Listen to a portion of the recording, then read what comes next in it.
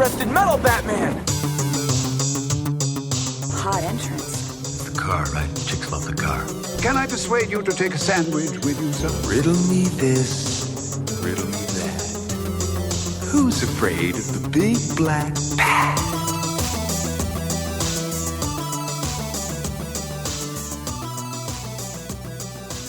Hello! Hello, hello, hello! Braden Herrington here with Davie Portman for upNXT, postwrestling.com, Apple Podcasts, Spotify, Stitcher, wherever you get your podcasts, and of course, Twitch.tv/upNXT podcast. We are trying to put as much as we can on the Twitch as well, so anytime we're recording, that camera seems to be on. Yeah, riddle me that, riddle me this. Absolutely. You can always find us on Twitch.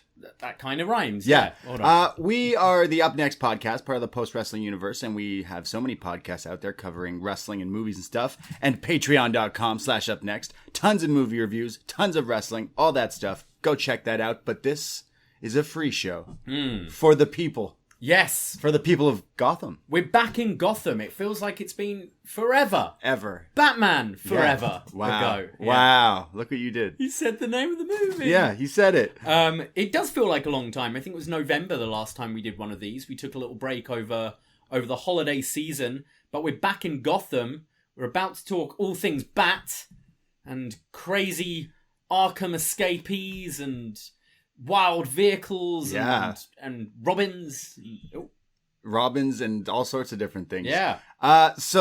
We did all the other Batman movies. We did Batman Tim Burton. We did Batman Returns was the last one we did. And the 60s one, that's the only one that's up on the Patreon. And Mask of Phantasm. Oh, right. Mask of the Phantasm, which was the only cartoon one we'd be talking about in these series. So we're going through all the Batman movies, and now we've made it to Your favorite, right? the one I was looking the most forward to. Let's be realistic. Like the Nolan trilogy is great. It's untouchable. Yes. Realistically, in some parts, there's some people don't like certain things, but I think it's great. But when I think of Batman movies, I think of this one. When I was a kid, I'm born in '91. This movie we're talking about today, Batman Forever, is from 1995. So like, I watched this a lot. Yeah, so I think, I don't know about you, you're a couple of years younger than me, and that makes a big difference when you're a kid, but I remember seeing Batman and Robin in the theatres. Batman and Robin in the theatres. I'd have been too young to go and see this one, but this was definitely kind of a blockbuster rental, and once it was on TV, I remember watching this one quite a few times as a kid. I remember my cousin, I think I've mentioned this before, had the Two-Face coin from this movie, which was in a cereal box or something, and gave me that. I've still got that somewhere back in the UK. But yeah, this is definitely... I'm very nostalgic of this one and the next one from my childhood, more so than I'd say the Tim Burton ones. Yeah, I'd say the same thing. Obviously, we're kind of in the same era. We're 90s kids, but...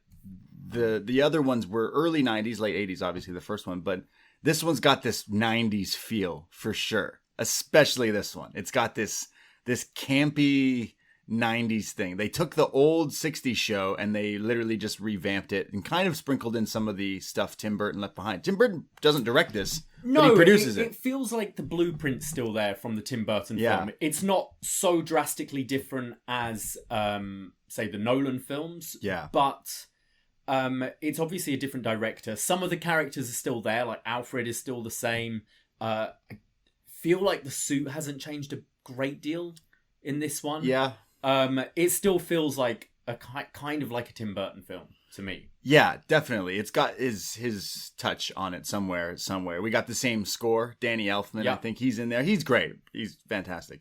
But this one, this played all the time in the 90s. You had all the toys, all the stuff, Bat Fever, if you will. And I thought watching this, I watched it today. I thought it was bringing me back to all the childhood things. Like you said, I remember having like the coin or when you play with your friends as Batman and stuff and all the kind of ridiculous outfits. And this is a great snapshot of 1995 because it has Tommy Lee Jones. Yeah. It's got Jim Carrey. Mm-hmm. It's got Val Kilmer. Yeah. Questionable. The George Lazenby of this franchise. Oh, we said it. Okay, yeah. At least someone said it. I am very curious to rewatch George. George Clooney. I've seen, like, I saw the film a bunch as a kid. Yeah. Where you don't know what's good or bad. Right. Like, I fucking loved it as a kid, Batman and Robin. And since then, I haven't watched the whole thing. I've watched funny clips and things, and I've heard George Clooney talk about it in interviews. But Clooney's a great actor. So, like, even though I'm sure he's very bad in it, I still think this is the George Lazenby of the Batman films, Val Kilmer. Yeah, for me, it's... The Marty Jannetty of Batman's. Yeah, like, Batman here... Val Kilmer, he was like kind of hot in the 90s. I'm a big fan of The Doors, Jim Morrison, and he plays Jim Morrison in 1991, The Doors, and like to some critical acclaim. People kind of love that movie. The band The Doors don't like that movie, but I thought he's a fantastic Jim Morrison. And then I kind of grow up and I get into that band and I get into that movie and I'm like, oh wow, he's in that movie, and I watch it and I have some thoughts about that. That's another review for another day. But I would never go, that guy needs to be Batman. I feel until... Actually, I do think at the time when Clooney was cast, it kind of made sense.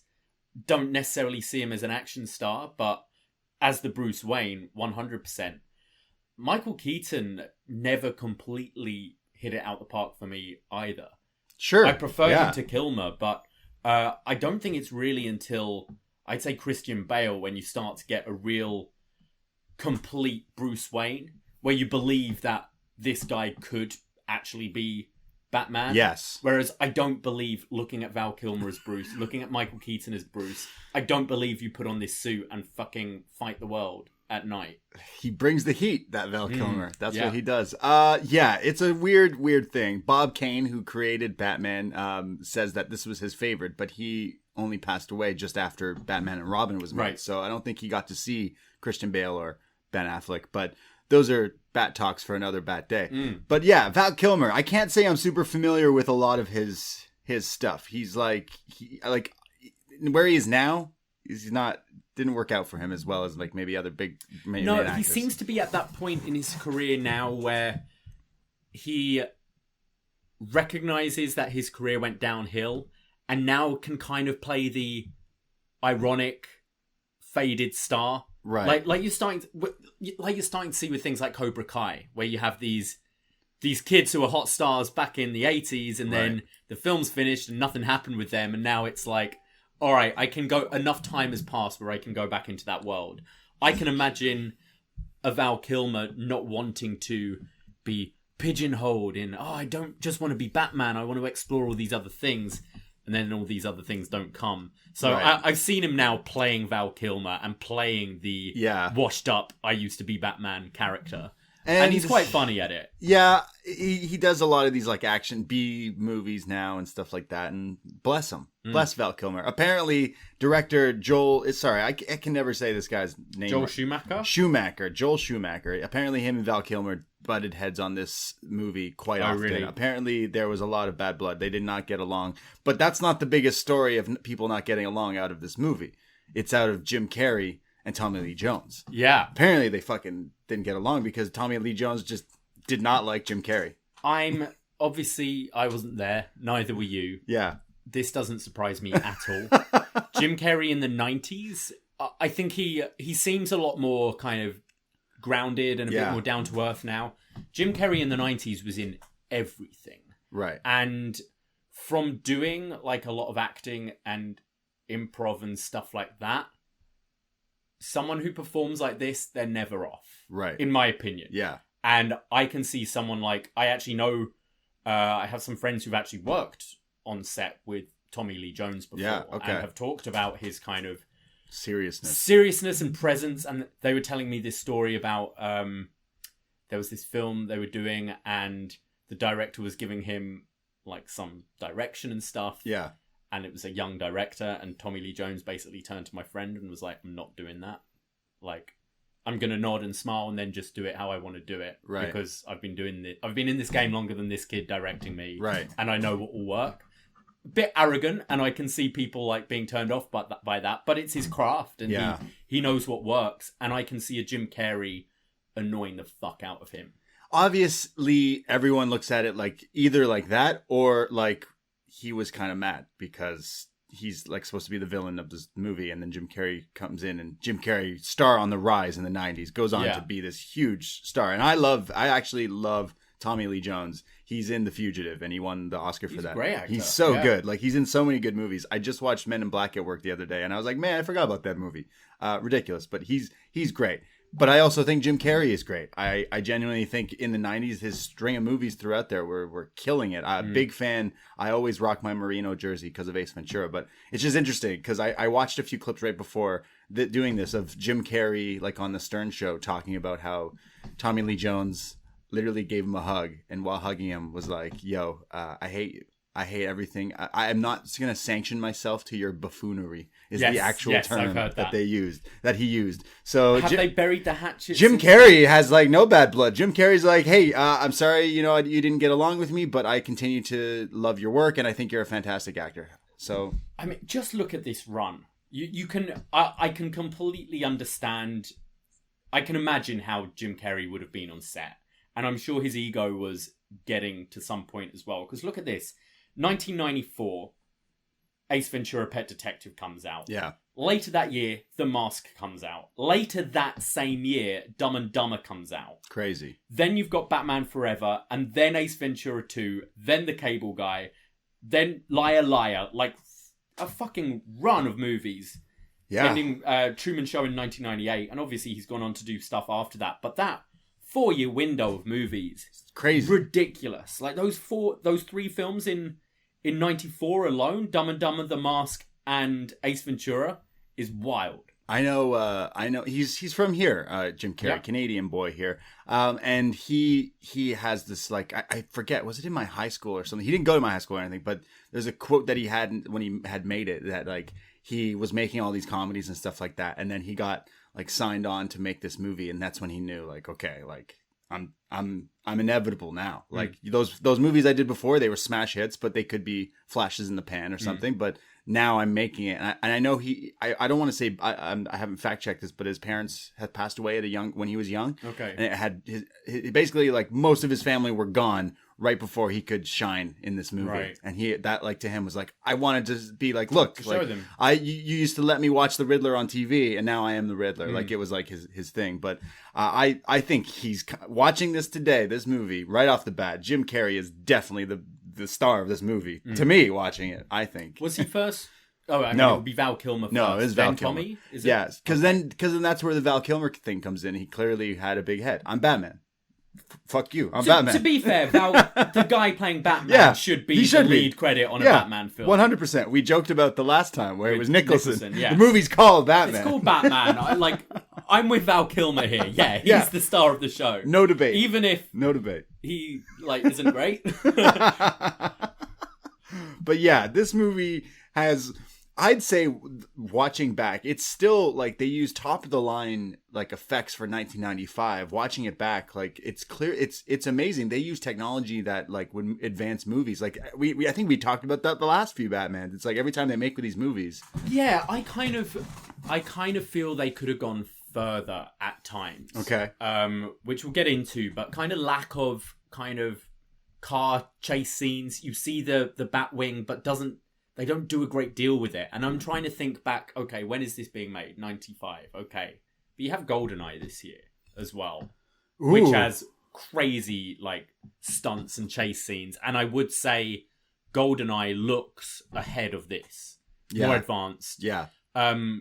Fashion and all that is obviously very similar. But I think when it comes to special effects, I think Bond really has the edge on this one. Yeah, I'd say GoldenEye is my favorite personal Bond movie, and I went on Twitter today and I said, "Is Batman Forever the best Batman movie?" I'm just dropping some trails to let people know we were recording this week, but it's definitely not. But I will say this is a visually pleasing movie to watch. This is a snapshot of the 90s. Like I said, I smoked a fat bat before I watched this one, and I had a great time. But I know this is not a good movie. The look of the whole film, they've taken, as we said, they kind of took the blueprint of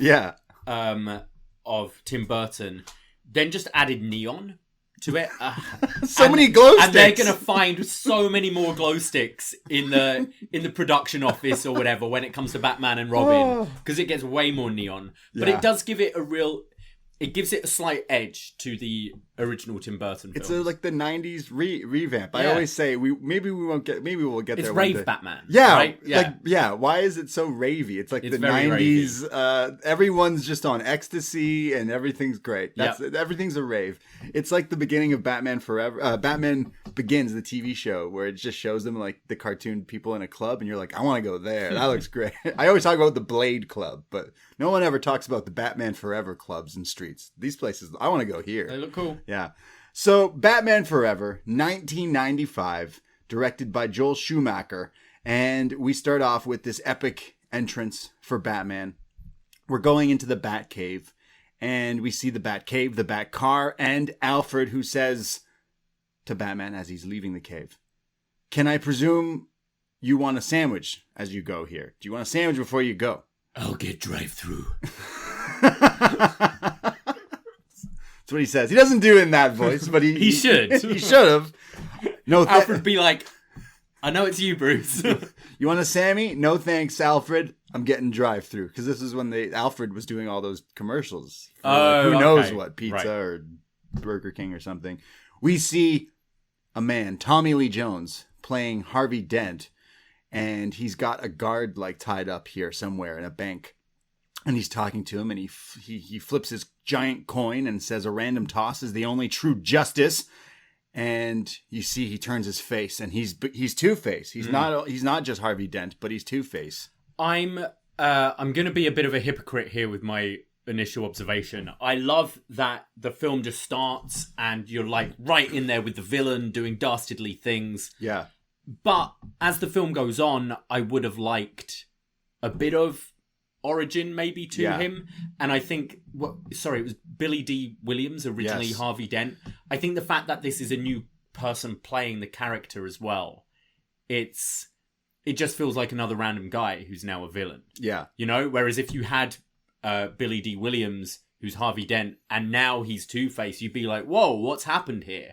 Whereas really, I don't care, because I don't know who Harvey Dent is, because he looks different here. We talked about the last movie where one of the Wayans brothers got paid to not be Robin. Like, they paid him, but they didn't use him for the last movie. Right. They also paid Harvey D. Williams in this instant. They're like, sorry, we're actually not going in that direction, which kind of sucks. I like Tommy Lee Jones, but I would have liked to see some more Harvey Dent before we got here, I think. Yeah, we get to his origin story in like 10 seconds later on that maybe I'll mention. But Harvey Dent, Two-Face here, his face, his suit is split down the middle like the cartoon, like how I imagine like a Two-Face guy would be. One's a normal man and one looks like he's got chewed up bubble gum on his face. Really, that's what it looks like. Yeah, very purple. Very purple. We see Nicole Kidman playing Chase Meridian. Is that not a bank? It's a weird name. I think it is a bank. I was like, wait, I think that's the bank near our house. It's very neo-noir, like all the type of everything going on, and Batman's going to stop this bank robbery, and he comes in and he fucks these people up, and there's guns and Two-Face's man, and there's this bank guy who's been tied up, and he gets in the bank vault, but it's a trap. And Batman and now this guard who's just ridiculous. This guard has been used online in so many things, like it's acid. He's terrible. He's great, and it's a trap. He's now in this bank vault, flying above the air from Two-Face's helicopter, just over the edge, like over the top. Ridiculous. Oh, yeah. What a trap. Let's get him in a bank vault and fill it with acid while we fly it over the city with a helicopter. And I just remember every film around this time, just the use of light. Like this acid tank just has red light emitting from it. Every set piece, there's some kind of glowing light, whether it be green or red or purple. And to be honest, it looks kind of cool when the sets are a bit more limited here than they are today. Yeah. I think the use of light looks pretty cool and makes it very comic-y. It's still like there's some obvious still digital effects, but there's a lot of like actual practical effects, which I still love in my movies. I miss that. So Batman's now flying, and he uses this guard's hearing aid to pick the lock of a bank. If you ever want to rob a bank, just use a hearing aid. Seems to be, yeah. That's what Batman uses. So the guy he helps escape, and the guy gets out of it. But now Batman hangs on to the bottom of the helicopter as Two-Face flies across. They're going through like lights through the city. There's explosions, and then Two-Face uses a parking... Remember in like the 90s? I guess this isn't a thing where you'd put it on your car to lock the steering wheel. Oh, yeah. Those red things that car people use. So he puts one on the helicopter, shoots his driver, his pilot, and then jumps out with a parachute. And then Batman's now got to jump out, dives into the water as this helicopter crashes into what is just a ripoff of the... what's the New York Statue of Liberty? Oh, yes. Just says Gotham on it. Yeah. It's like, well, wait a second. So, yeah.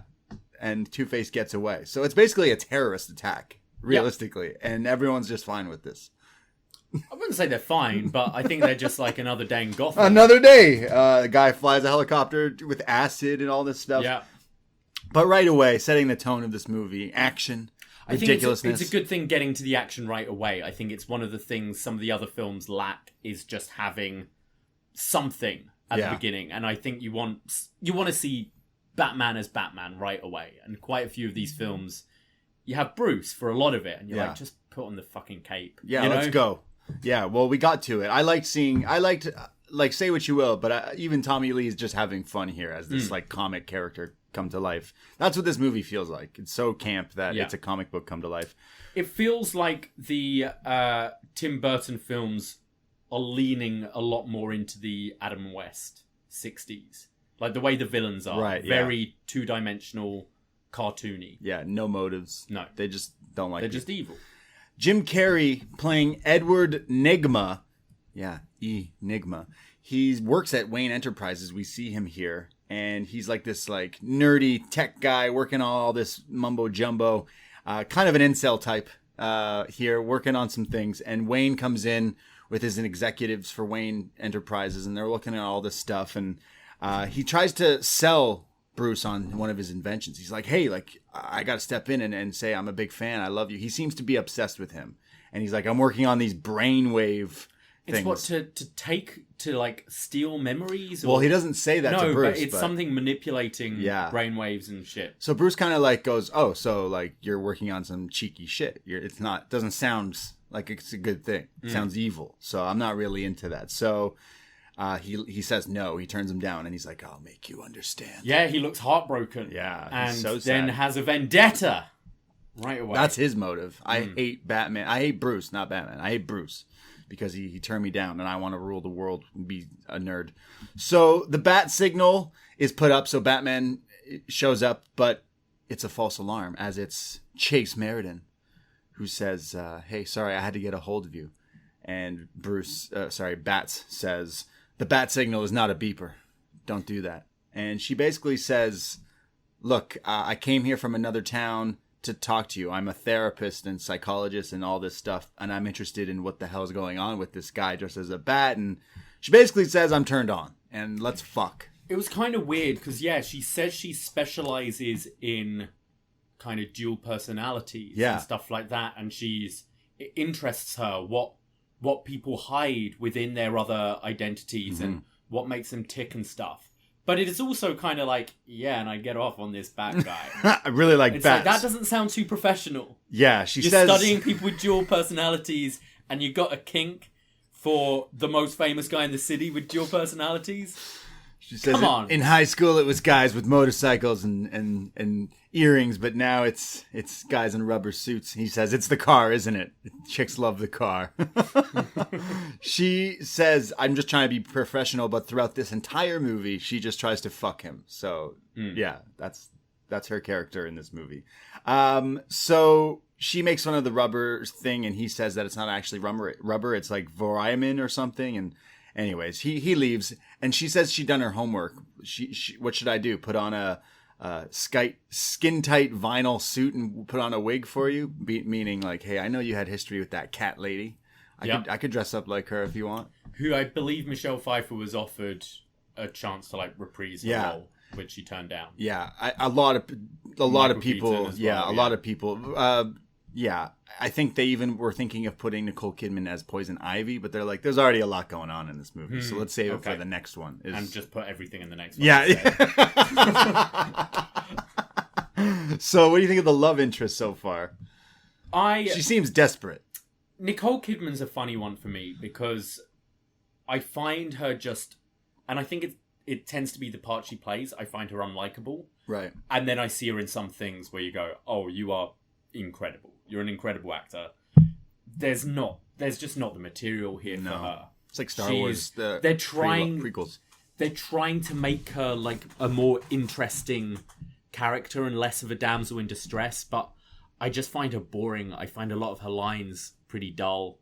And it's my problem with Batman in general is I can never think of who his love interest is. He never has really a Mary Jane or a Gwen Stacy or a Lois Lane. You know, he's more of a Bond. He has this conveyor belt of women. And because of that, I feel like I can never really get that emotionally attached to them. Yeah, I think in the comics, it's mostly Batman and Catwoman who kind of go on to have kids and stuff. But it's kind of like, you're just for this movie. Yeah. You're basically the same person from that first movie. You are, yeah. You're another traveling person who's come here who's new. It's like, okay, well. Completely. And you look similar. And has the hots for both Batman and Bruce.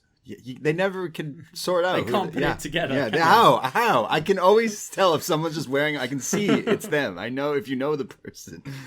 Enigma kills his boss with a coffee canister and says, "Caffeine kills. It'll kill you.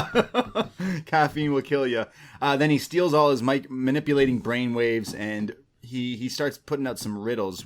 He has a lot of riddles in this movie. He then sucks his boss's IQ through the brainwaves and takes all his genius and then kills him, but stages it like it's a suicide. So everyone thinks like, hey, this guy just killed himself. He throws him out the window. He throws him out this like window and kills him, and he's like, ooh, nice landing, but you're not. He makes an Olympic joke. It cuts to Bruce Wayne at home. And he's watching courtroom dramas, like a TV documentary thing. And it shows it within 10 seconds of they had cameras rolling at the Malconey trial in court with Harvey Dent when someone throws the acid in his face and Batman tries to block it, but he doesn't make it in time. And Two-Face gets it on his face. And that's how it happens. That's the origin story. It's so brief that I just missed this. Something I do like, if you are going to kind of gloss over an origin...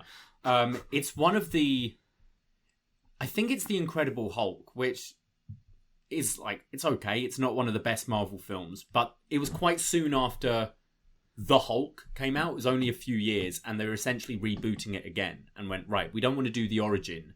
And kind of in the opening credits, as it's saying everyone's names, you're kind of seeing clips of how Bruce Banner became Hulk. And I think maybe something like that would work a bit better. Yeah. You could have in the opening credits, you could see these clips from the courthouse and Harvey Dent being doused in acid. And then you go right into that opening scene where he's like robbing the bank and got his gun at people and stuff. This was so blink and you miss it. It was literally like 10 seconds Yeah. of him. It's him watching the TV of like recapping the news, recapping this criminal, why he's doing all this heinous shit. But it's like, what? Yeah. This is why didn't you just air this scene? Yeah. I guess I don't know. It's very you've shot it. Yeah. You shot the scene, but we're watching it through him watching it TV. It's really ridiculous. Bruce Enterprises. They say, "Hey, Bruce, this guy killed himself." And the police say it was a suicide. It's even on tape because the tape was manipulated by an Enigma. And Bruce is like, okay. And his secretary's like, the guy killed himself, so therefore his family don't get all the insurance benefits. And Bruce says, I don't care. Make sure his family gets these benefits. Okay. Good guy, Bruce Wayne. You got to get that in there, that he's a really good guy. They knew it was suicide because the note said, "Goodbye, cruel world." Jesus. Didn't think to give this like handwriting analysis or anything like that. Well, no, because then Enigma gives another letter to the cops, and it's like you can tell that all the writing is his handwriting, and it's like he clearly just is smart and stole his IQ and all that stuff. But yeah, it really it's such a comic book. Like fuck. So we see Bruce. He eventually he also is not very. He's supposed to be the world's smartest detective. He's not really a detective because he's like, someone just sent me a riddle. Like, who could it be? When you just told a guy no. Like, you just told this guy no, and now there's a guy who dies in the same spectrum of the workplace. Wouldn't you just put that together right away? Maybe, yeah. But I also think maybe this guy's got a lot going on in his life. He does. Knows a lot of people. This isn't during a pandemic where he's locked down and only meeting one person. This is... I imagine that day he turned down lots of people. I guess. Maybe. Yeah. Well, Bruce gets a riddle, and I'll read you this riddle. If you looked at the numbers on my face, you won't find 13 any place. Did you get this one? It's a clock. It's a clock. The face of a clock. For a guy whose gimmick is he gives riddles, I think his riddles are really easy in this film. They get a little harder, but they got an actual riddle master to write the riddles for this movie. To make them... Really? Yeah. I Really? mean, you couldn't go in with hard ones, though, because... But you've played, like, the Arkham games. Sorry, they should be hard. They should be harder. Your whole gimmick, your whole character is, I make riddles. Yeah. Why are you making them easy? These are Christmas cracker riddles. He's vamping them up, though. He's a slow burn. I just say I think Gollum would win in a game of Riddles? Riddle Off. We'll see. They get tougher. And I know, like, in the video games, the riddles things are pretty cool. Yeah. In some of the games. But, yeah. So... Riddle makes more Riddler makes more riddles and drops them off at his house. And Bruce is like, yo, who keeps leaving me these fucking notes? So Bruce goes to visit Chase and breaks down her door thinking she's like in a fight, but it's her kickboxing to show how strong she is. And, you know, so he reads these riddles to her. The second one says, tear one off and scratch my head. What once was red is black instead. A match. Yeah. So they're solving these riddles, and he says, hey, I got to get you out of these clothes. And she's like, excuse me? Do you like the circus? Cue the circus. Yeah, we're going to the circus. Yeah, what? It's so... All right, this guy's dead. I'm being sent these riddles. But let's forget about that for a second. Let's go to the circus. Go to the fucking circus, you know? Which in 2020, 2021, we're recording this, is a circus we've talked is not really a thing anymore. Cirque du Soleil, maybe. The trapeze acts and this kind of thing would still be around. He also notices a Vorsak ink block, which he goes, oh, you got a picture of a bat there. She goes, well, it's whatever you think it is. It's the ink block test. It's clearly a fucking bat. It's a bat. It's a picture of a bat. Yeah. Yeah, I was like, yeah, I saw a bat. Like, it's a bat. But maybe we're all Batman. Whoa! You're Batman, I'm Batman, we're all Batman. Batman's a symbol. It is. Yeah. We'll get to that movie. We wear a mask to protect the ones we care about. Which is true. It's true. You could all... I was wearing my mask to protect the people I care about. There you go. Yeah. So they go to the circus, and it's lit. This is, like, so over the top. So this is the big Gotham circus. They have TV cameras rolling. Gotham's finest are here. All the high rollers and rich people of Gotham are here to watch this crazy... This is nuts. The effects, like not effects, but makeup and design for this is just so over the top. And we see the Graysons, the family of trapeze artists here. They're all up there in their outfits. And the circus is interrupted when Two-Face shows up with all his henchmen and guns.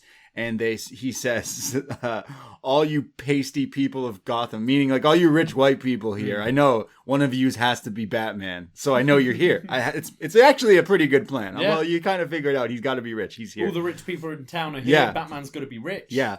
So he says, if you don't reveal yourself, I'm blowing this place up. And he's got a bomb. But then the trapeze people up above are like, we can take these guys out. So they start like taking on the bad guys. This family of Graysons, cartwheels and flips, and they're doing all the sorts of double moons, corkscrew con helos. Unfortunately, it's Ricochet versus Brock Lesnar, isn't it? Yeah, because they don't last too long. They don't. It reminded me of Casey Catanzaro doing her flips all over the place. But one of the Graysons takes the bomb and somehow gets it out of here and throws it into the water as it explodes, so it saves everybody. But Two-Face shoots up this like scaffolding thing, and the rest of the Graysons fall to their death in front of everyone. And and Dick Grayson witnesses this and sees his family die. And you know what happens when your family dies? You become a superhero. That's right. Yeah. You do. So Dick Grayson is now an orphan boy, teenager, late teen. Sure. He looks my age. Chris O'Donnell, God bless him, playing Dick Grayson. Let's have a look. How old are you guessing? I'm guessing younger than me, but I'm going to say 26, 27. Okay, 25 easily. Like, I don't know. How old is Chris O'Donnell when he played Robin in Batman Forever? So Dick Grayson now. Oh, he's 23. He was 23. Okay. All right. Bless him. Bless him. Commissioner Gordon says, "Hey, Bruce Wayne, thank you for taking in this orphan boy. It was such a tragic event when his family died there." And Dick is like, no, thanks, Bruce. I'm nice to meet you and everything, but I'm not interested in living with you. I'm going to go try to get the circus. And Bruce is like, well, the circus is probably halfway to Metropolis by now. What are you doing? Come stay with me. I got bikes. I got stuff. He's like, no, I got to kill Two-Face. I'm going to do anything I want. I'm going to kill Two-Face. That's all I need to do. He goes, look, I got bikes. I got food. I'm in a rich mansion. Just chill with me. Stay with me for a little while. So he eventually goes, you know what? All right. And Dick, I know his family's just died, but Dick's a dick here. This Dick's guy, a dick. This guy's trying to help him, and he's just like, nice bike you got there. Huh? You hang around many biker bars, Bruce? It's like, okay. Say what you want. You think Dick is being the dick here? Okay. I just recapped of what just happened. Okay. Bruce says to him, well, I'll fill up your gas tank. I'll give you some food, and then you can be on your way, and hopefully you land on your feet. What? His family just died by falling and not landing on their feet. That is fucking rude, Bruce. Jesus. Read the room, Bruce Wayne. Wow. Hope you land on your feet. That's fucked, dude. Alfred and Dick throughout this movie have a pretty good relationship, I'd say. I love this Alfred. We talked about him in the past few movies. I think he's great. And definitely in this movie, the dynamic of him he sees what he saw in Bruce. All right, I can groom this guy into a crime-fighting machine. Absolutely, yeah. So this is where we learn about the history of the name Robin, and says that when he was in the circus with his family, the Graysons, one time one of his brother's cords broke, but he flew in and saved him. So his dad always said, you flew in like a robin, and that's when I became Robin. And Alfred says, well, broken wings mend in time. So that's why he's got that name. Nice. If you were wondering why he's named Robin. So, yeah. So, Robin just doesn't look like a kid, but, I see what they're going for, so it's fine. I love Chris O'Donnell as Robin. That's weird, because I think a 23-year-old now could easily pass as a teenager. It's just, people look different now. You know? Yeah. We go back and watch some of these old wrestling shows, and everyone looks 50. Even when they're 25, they just look 50. Yeah, so... But he looks old. The boy wonder. So he's now thinking, I could make a life out of here. Two-Face is still trying to find Batman. This whole movie, Two-Face is just on Batman's dick. Yeah. Every Batman movie, the villains are on his dick. Move on with your lives. You robbed a bank. You got all this money. Go away. Yeah. Stop. Chill. Why are you trying to kill this guy? Beach. Just... fuck off. Yeah. Doesn't make sense.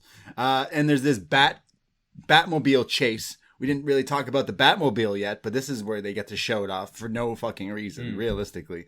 And he's being chased, and he out chases. It's a new car. I had this one as a kid. It's got missing parts in the front, and it shoots out blue light, so it glows. Essentially, we said everything in this movie glows. Everything glows. Even the Batmobile. But I think, obviously, the back of it that shoots out the flame and stuff. What do you think of the... It's pretty cool. Yeah, I'm looking at it now. Yeah, I remember this toy. Yeah, I had this toy, and I would play with this all the time when I was who knows how old, 5 years old. This Batmobile is cool, but it also has a grappling hook. Batman has a grapple hook, but so does his Batmobile. Oh yeah, he can shoot and he can drive up. You got walls and stuff. It's just this scene did not need to be in this movie at all. There's the Schumacher cut. Oh, is that? There's 50 plus minutes of this movie that's not been released. And there's rumors... 50? 52. Wow. Apparently, allegedly. That, the whole talk of this Justice League shit. I don't give a shit about that Justice League thing. I want to see the recut of this. Yeah. 52 minutes. Crazy. Yeah. Yeah, I think the car looks cool, but as I mentioned at the beginning of the show, I didn't think the car chases were particularly exciting in this. Normally, I love a good car chase set piece, and... didn't really get it here. It didn't really need to happen. Edward Nygma is going through ideas to come up with his own name of stuff, and he thinks of Captain Kill, but it's just not good enough for him. Or the Philosopher. Mm-hmm. No, I'll be the Riddler. But isn't that how the villains of Batman, realistically, isn't that the creators were like, we got this, I got one. He's a guy who just makes jokes, so he's the Joker. And they're like, fucking great. He's a clown, he's a Joker. Okay, what else can we come up with? How about a guy who makes riddles, and he's the Riddler. Yo, genius. It's so genius. I feel normally it would be the kind of media and the police that name them. Yeah. Rather than the villain himself. In Spider-Man, it's that way. Like, that's normally... I think that's how it kind of is in the real world. You then get this nickname starts for this John Doe. We don't know who it is. Yeah, like Jack the Ripper wasn't like, yo, I'm Jack the Ripper. No. Or was he? I don't remember now. I think he eventually calls himself it, but yeah. Started taking the name. Yeah, you're right. Why he's like, I gotta come up with it to go. He's also psycho because he's also obsessed with Batman. Yeah. Like Bruce Wayne, sorry. Riddler's obsessed with Bruce and Two-Face is obsessed with Batman. What was his other ideas for names? Philosopher. Right. And Captain Kill. Which are actually probably names they were like going to go with. The Riddler, he chose the right one. Yeah, he chose the good one with the color scheme and everything. Yeah. Apparently Jim Carrey did have a say in the outfit of this movie. Yeah, I read that he wanted to shave a question mark in his hair. Right. But was going through a divorce at the time and had to be in court and stuff. So didn't really want to rock up with a giant question mark on his head. Why not? They know you're an actor. You're Jim. You weren't. Everyone knew who you were at that point. So yeah, I think it would have added. Yeah. He's got red hair in this movie though. It's ridiculous. So we see Sugar and Spice. My favorite part of this movie. Drew Barrymore as Sugar here, and Debbie Mazar as Spice. And it's Two-Face's girls. He comes home. He's got his lair. Looks an awful lot like Shrek's the guy from... sorry, not Shrek like Shrek, but Max Shrek. Walken? Christopher Walken's character. It's his office just redone as Two-Face's. Oh, okay. Two-Face has the room split in half with the light and the darkness. So Sugar, Drew Barrymore, is all like dressed like an angel and angelic, and she's made him some champagne and some like caviar, like fancy, expensive food. And then... Spice is like, I made wild boar, and we got like shots, like it's like heaven and hell essentially. Really insignificant role for Drew Barrymore. Yeah, though. Isn't it? And she was a thing by now. Was it like her trying to get her comeback essentially? I think around this time. Yeah, I don't think she was like. Yeah, like were there bigger plans down the line with no. her? It just seemed. No, it's just like around this time she kind of wasn't. Is this after the shoplifting? Yeah, like realistically, Drew started getting hot like late 90s, so I'd say she wasn't fully there yet because she was famous when she was a kid, right? She was, yeah. So yeah, Drew Barrymore. It's really interesting. It's pretty much just like a cameo at this point here, but Sugar and Spice makes everything nice. They're making him dinner, but the Riddler shows up. Now he's decked out, and I say he's the Riddler because this is the first time we see him as the Riddler, and he's got his suit. His like green with the classic question marks all over it, his hat, the mask, and his cane, his spinning cane thing. And Two-Face gets up in his face, puts a gun right up his face. And Riddler says, looks at his Two-Face, because he's got two faces, and says, that's never going to heal if you keep picking at it. A really underrated line here.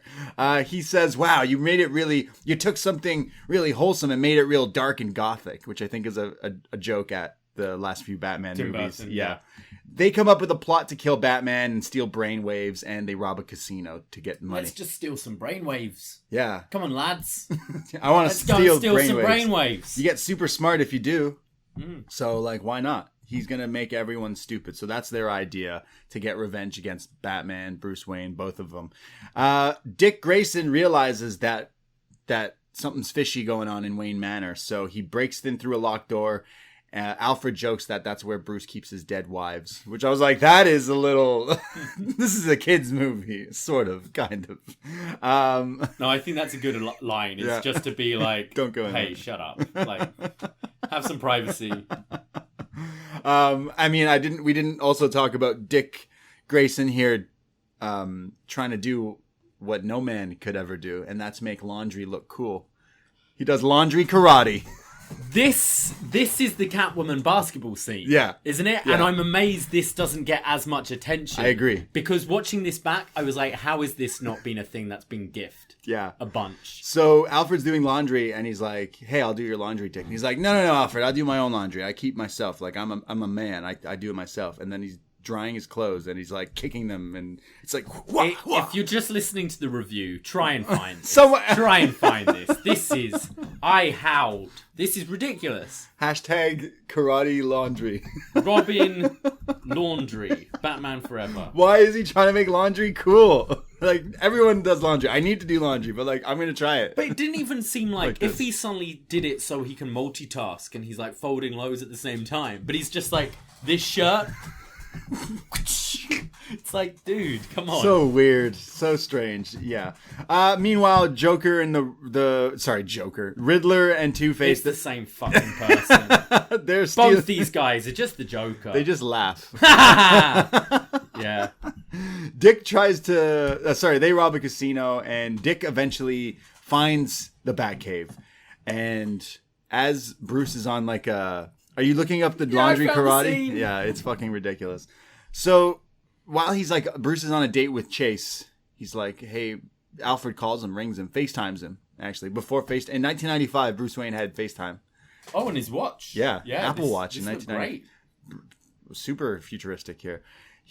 Alfred says to Bruce, hey, Dick boosted the car. He's like, he stole the Jag? The other car, sir. He stole the Bentley? The other car, sir. Get back here.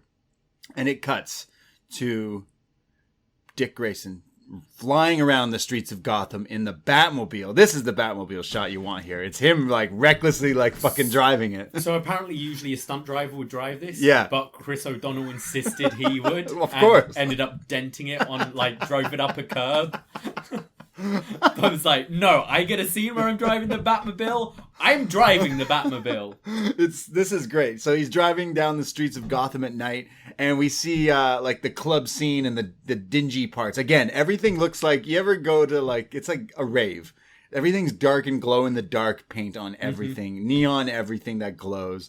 And I think, is it La Vogue or En Vogue, a pop group, or like the extras here? What's it gonna be? Is that? Yeah. That's on Vogue, yeah. They're extras here, and nice. they're like, whoa, it's Batman. But then the doors open of the car, and it's just Dick. And they're like, it's just Dick. Dick Grayson pops out, and they're like, oh, wait, that's not Batman. That's Batboy. Who was bigger at the time, on Vogue or Drew Barrymore? The rumour going off on Drew, apparently, because Scream's the next year, and she was huge by then. So, right. Like, I mean, it's so weird. Is she? She dies in the first. No, but that was the whole thing. Is yeah. that she was on all the posters Yeah. as Drew Barrymore, and that was the swerve. Is Right. we've got this big star who we're killing off in the opening scene. So everyone in the chat is just mad because we shat on Drew Barrymore. I love Drew Barrymore. I didn't shit on Drew Barrymore. I know. Let's make it clear. You say this every week. You're like, we're not shitting. It's like, no, I'm not. I love Drew Barrymore. So yeah. So now he's in the streets here, and we see these like weird this gang of like face paint and all glowy type people. They're like basically attempting to kidnap some woman. So Dick chases after them with the Batmobile, and they're like, "Whoa, it's Batman!" And they're like, "That's not Batman." So I forgot my suit, all right. And then he like whistles, and all these guys come out with, now they literally have glow sticks. Like, think of a bow staff, like your Donatello or something, but it's a giant glow stick. It's a fluorescent tube. It's a backyard wrestling GCW match with fluorescent light tubes, and they're all going after Dick Grayson here, who fights off all these guys. He's not only a trapeze artist and a great athlete, but he's a fighter too. A skilled, trained fighter, and he beats up all these guys here. I will say, this scene is, this whole movie I've said is visually stunning. This fight scene is great because they're literally just having a fight in like where you would have like laser tag or something. It's literally like you're just fighting and all the colors are flying off everywhere. And then he has the upper hand, so they whistle for more backup. And then out come crawling like 100 people. There's guys in suits with face paint, lucha masks, all sorts of crazy stuff. They're all glowing in the dark, and they come after him. But that's when Batman shows up for the save, and everyone runs off. And it cuts to them now in the Batcave. But what did you think of? Yeah, it looks really cool. I really like in films, especially kind of pre-2000s when maybe effects, there wasn't so much you could do or you couldn't build these sets.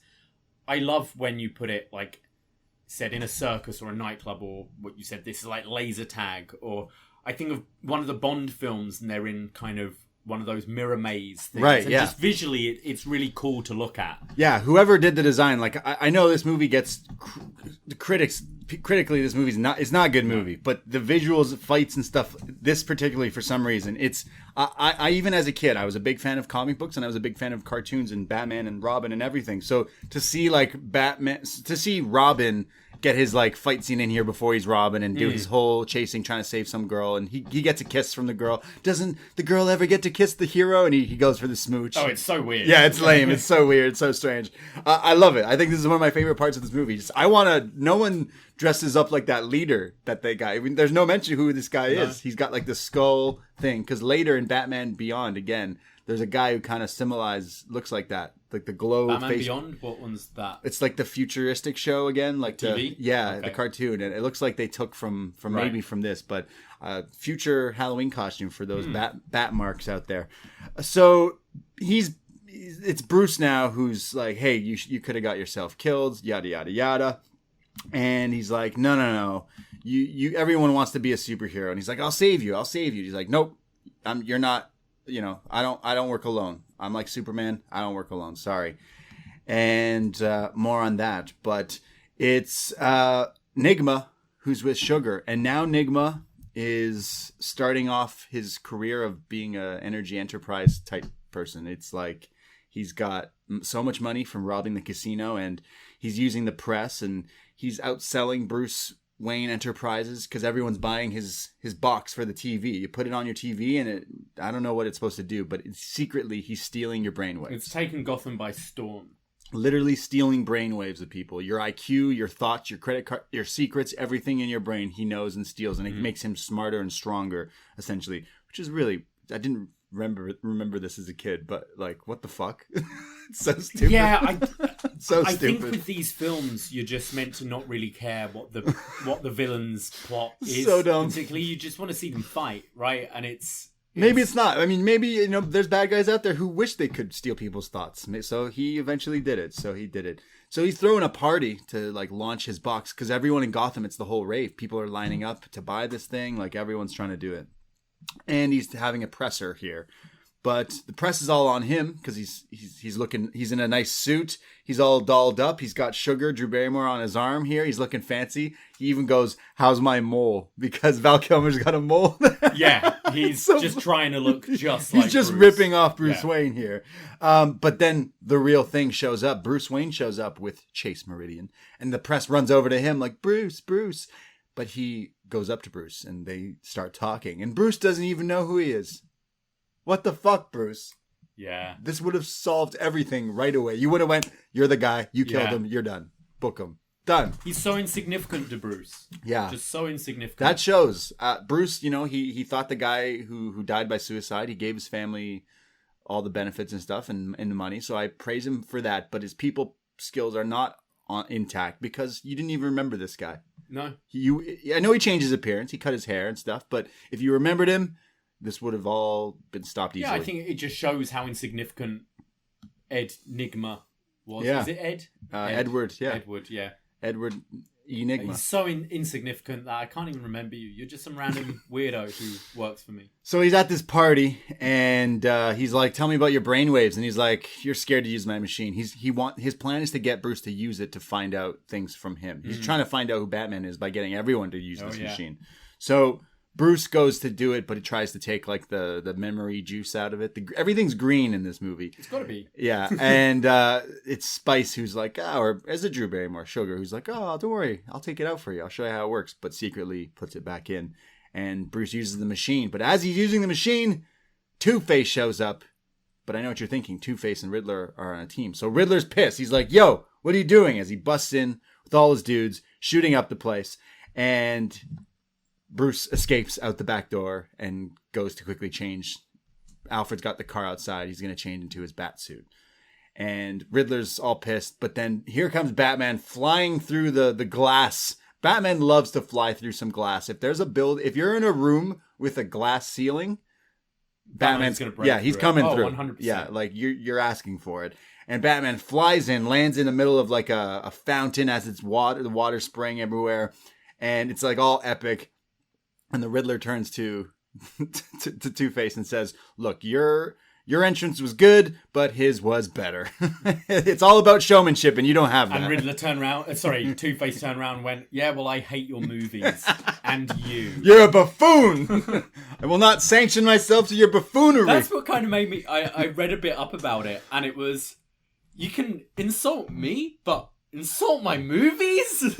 Like, man. That's where you're like, whoa. Look, I love Tommy Lee. I mentioned The Fugitive has a place in my heart, but Jim Carrey classics to me. Now, Ace Ventura to me is top. Like, it's top. I really want Tommy Lee Jones to talk about this. He has not, yeah. And just be like, you know what? I was a dick. I rewatched Ace Ventura. Kind of funny. Kind of funny. Yeah, I don't know. It's a lot of people looking up some things about this movie. A lot of people think that it's Tommy who's trying to like get back his every scene is Carrey stealing the scene. So Tommy was pissed. So he keeps trying to like, steal that scene, take up as much of it as he can, essentially going over top that he wasn't doing before. So people were like, it's very apparent that he's kind of jealous, I guess. Yeah, I think so. Yeah. So Batman shows up. He's beating the hell out of everyone. And Dick Grayson gets his Robin suit on at one point here. But we don't see, but he leaves to get changed. Two-Face burns Batman in an epic chase, but Batman's got like a flame blocking thing where he blocks all the fire and gets out of it. A bat flame blocker. Yeah, bat flame blocker. And Two-Face then goes, can't you just die? Can you just fucking die? This whole movie I'm trying to kill you. Like, fuck. Shoots him with these guns and there's giant explosions and this whole building collapses essentially on Batman. He's in the sand and dust. And I remember this like when I was a kid. A hand reaches into the sand, grabs Batman's hand, the music playing the score. Someone pulls out Batman from the wreckage, and the camera shows it's Robin. Oh. It's Dick Grayson, now as Robin, saving Batman. Wow, what a shot. He's earned his stripes. Yeah, he's earned his cowl. Red breast, I guess. Yeah, his cape. Yeah. It cuts to the Batcave, and he's like, I can't believe you did that. You stole my car. Fuck you, blah, blah, blah. You have a real gratitude problem. I saved you. I could be your partner. I could be your friend. I could, go by Batboy or Nightwing or something. I don't know. I'm working on a name, which is really funny. Nightwing is a lit name for a superhero. Nightwing's really cool, yeah.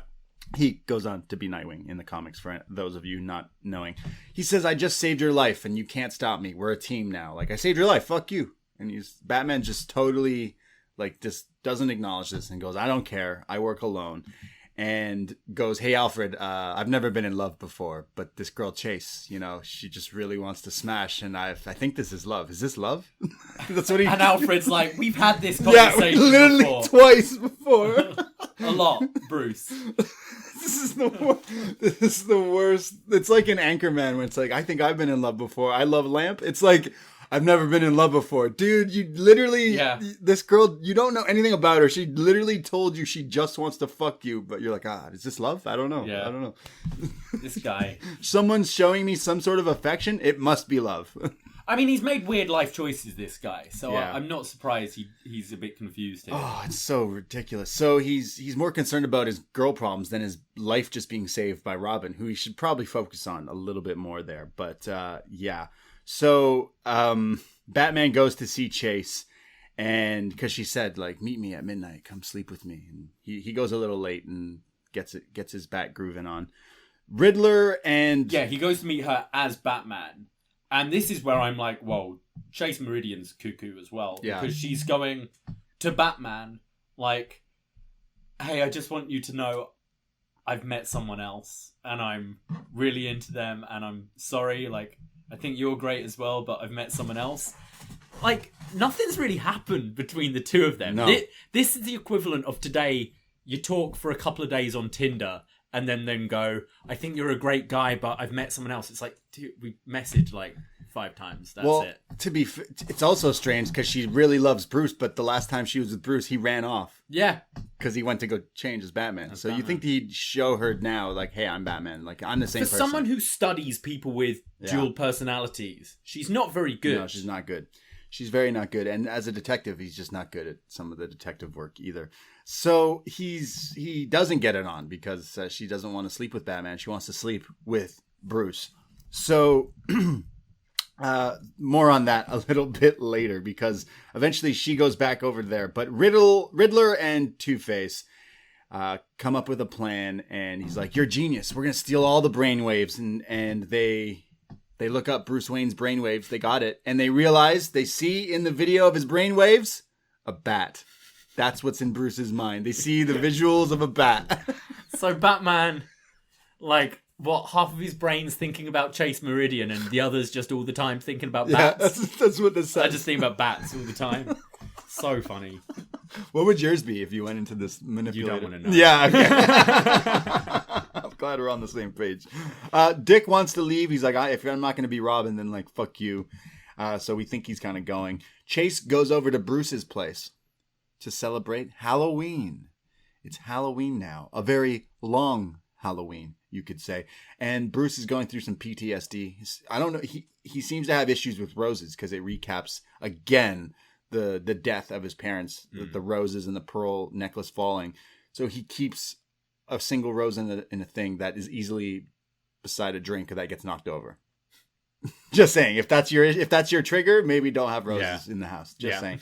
And in the earlier movies, he's putting roses on the grave. So it's like, you need to get over. He's a weird dude. He's been through some shit. PTSD. He's dealing with it differently. He's talking about how he fell into the Batcave when he was a kid, and now he saw that bat, and it struck fear into him, and now he strikes fear into those who bring evil to this world and stuff.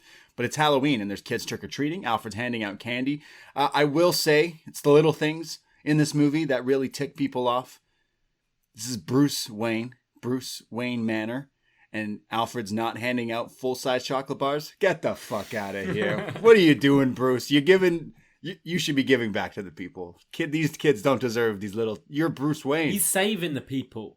I guess. Not giving them like money. Give them gift cards.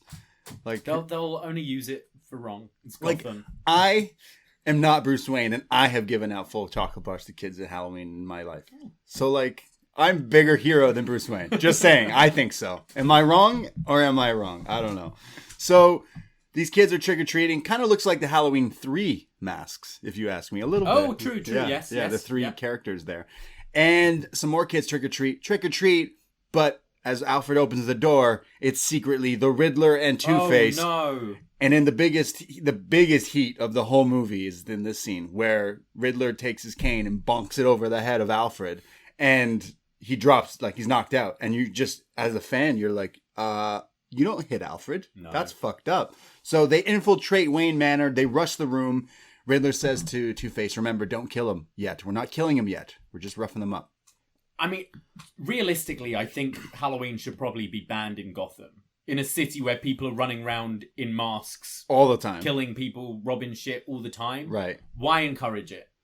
Yeah, or is that is saying it's Halloween is the reason why the whole city was dressed up that way? And maybe that's to save their ass, but it looked like that's just how the city is, like all the time, because it's fucking Gotham. Maybe.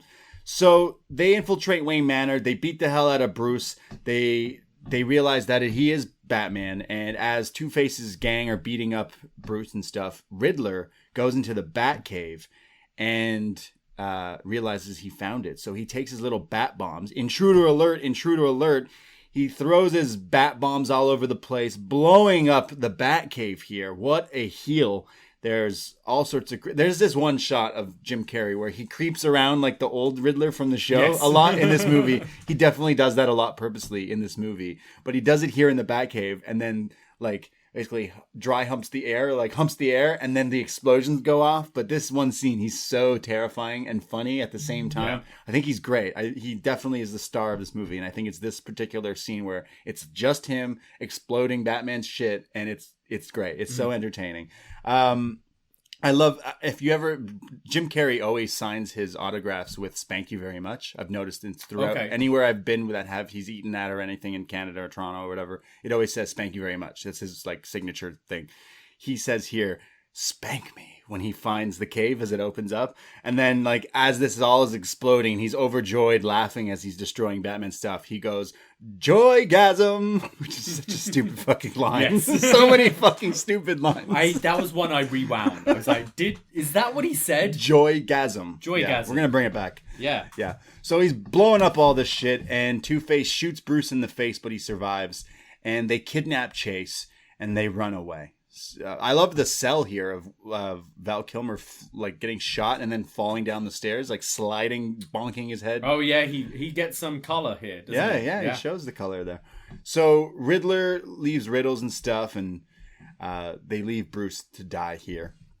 But it's Riddler's lair now on this island because he's rich, and he says, riddle me this, riddle me that. And Batman, you say? I love ripping that off all the time. And now Bruce is like, okay, I gotta go save Chase. I gotta save the day. Alfred, what happened to the Batcave? And he's like, everything's fucked. The car's fucked. The suits are gone, except that one sonar suit that was in testing. Well, tonight's a good night. We test it then. So they're gonna test the new Batsuit. And in walks Robin. But he's got a new suit. A brand new suit, the Robin suit, to match Bruce's bat suit. And Alfred's like, yeah, I helped him. I think they do quite a good job with this suit in making it not look lame. Right. We didn't really point out, I don't think, that when he was in the circus earlier, the whole family are essentially in the 60s Robin, like green tights, red leotard kind of look. I think here they managed to make it like Robin's kind of lame. Right? Yeah. You try and translate that from comic to film. It's the reason why Christopher Nolan just didn't really try. It's just like, we'll just have Joseph Gordon-Levitt be a cop and call him Robin. Like that's his origin story. Your real name's Robin. Yeah, you're a cop. Whereas here, I think they managed to actually make a suit that looks kind of cool for the character, but still hinting at that original suit from the comic. Yeah. What do you think of it? I don't know. I realized Tim Burton, the rumor is he helped design this Robin suit. They were like, hey, look, we need some like flair here. What can you do? So he helped them.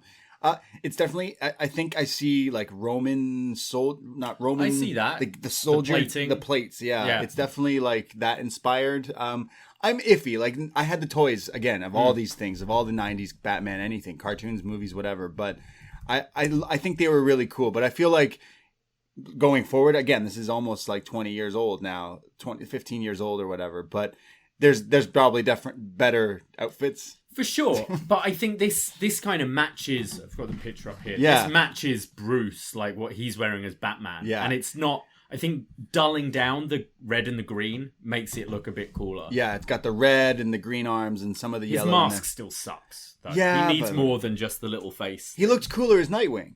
Oh, that's why cooler. he goes on to be Nightwing. Yeah, definitely. So he's going to help Bruce defeat the Riddler and the Joker. He says it's a fair fight if it's 2-on-2. So he's like, all right, I'll let you fight with me. I need help. I need you. I need your help. So they can't take the Batmobile, so they can go by air or by water, because there's the Batboat and the Batwing that's hanging upside down. That looked cool when it like opens up underneath like a bat. Yeah, but then we barely saw it. Yeah, you barely. I was going, oh, right, we're here for the Batwing, and we see it, and then 10 seconds. It's barely used. Yeah. Okay, so they get in there. They're gonna stack the odds, even the odds, and they're gonna go. And why not both? So Bruce is flying the Batwing, and Robin is flying the Batboat. And they're going on pursuit to, I think it's Claw Island. I think the Riddler. Why not? Yeah, I don't understand, but whatever. They're going to the Riddler's base, and the Riddler obviously knew that they were going to do this because he can read their minds. He sets up a game of Battleship with Two-Face, where they're playing Battleship and blowing up things on their route, like Bats and Rob's route to the island, and. They eventually get shot out of the air, shot out of the water, and I think it's the first time you see Batman like swimming, because swimming in these suits does not look fun. They're already like 40 pounds. Very hard, yeah. They're already super heavy outfits and costumes here, and they're swimming in these shots for no reason. Yeah, there's no reason to see them in this shot because they can't afford to shoot Batwing. I guess maybe yeah. I don't know. So then, like you mentioned, the Batwing is shot out of the air. and Batman survives, but like we barely see him use it. He doesn't use it. He gets shot out of the air. And they swim to the island and through this like wreckage and there's like rocks and it's all wavy and stuff. And I guess some would say the line of the movie to some people, which is, "Holy rusted metal, Batman." And he goes, Huh? Well, the ground, it's all holy. Like there's holes in it and it's metal and it's rusty. And he's like, oh, okay. I enjoyed this a lot. This callback to the originals. Because I feel this isn't a time that was like reflecting, like doing too many callbacks. Yeah. We expect that from a Marvel film now to do like Right. a callback to the originals and that kind of thing. This really made me laugh. Holy moly, Batman. So he plans Bats will take on the Riddler and Robin will take on the Two-Face. And he eventually confronts Two-Face and he starts beating the hell out of him, kicking him, roundhouse kicks, some left hooks, some right hooks. He says, "This was for my mom, my dad, my brother." And he's beating him up. But he almost has him dead. He's hanging on the cliffs, but he decides to listen to Batman and save him. So he saves Two-Face, which would be a not so good idea in hindsight. So now, But he's showing because the whole film has been Batman trying to teach him that killing won't make you feel any better. Believe me, I've lost my parents. You don't want to go down that path. It will get dark and everything. And Two-Face essentially says that here as well. It's like, yeah, you kill me and I'll see you in hell. So he's like, all right, I'll be a good guy. But then I got a gun and I'm going to beat you up. Yeah.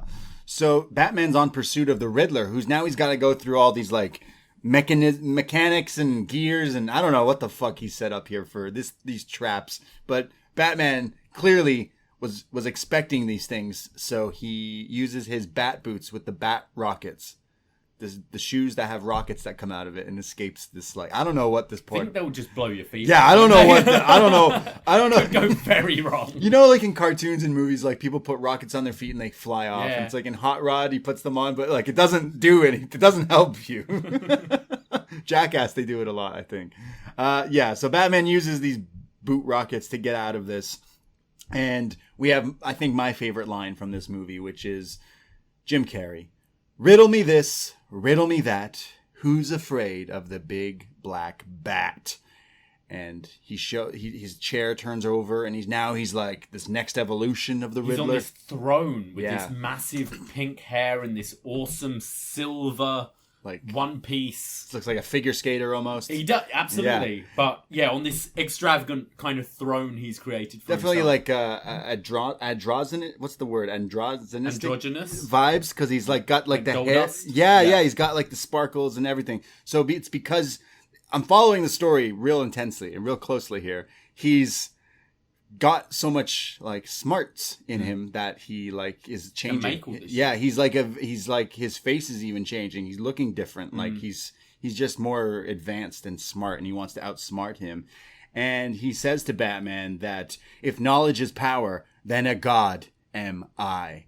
And it's giving me vibes of is it Gozer in Ghostbusters, the woman at the end, who again is very similar. It looks exactly like him, actually, now that I'm thinking about it. It's very slim, and the silver and the hair and everything is definitely playing off that. And he says to Batman that it comes a crossroads here. You have to make a choice, and pulls down these like cloaks and things, and one glass tube reveals Chase Meridian tied up, and the other is Robin. And Two-Face is there just laughing. Two-Face has no meaning throughout the rest of this movie. Like, it's so, like... You see, this thing would have been...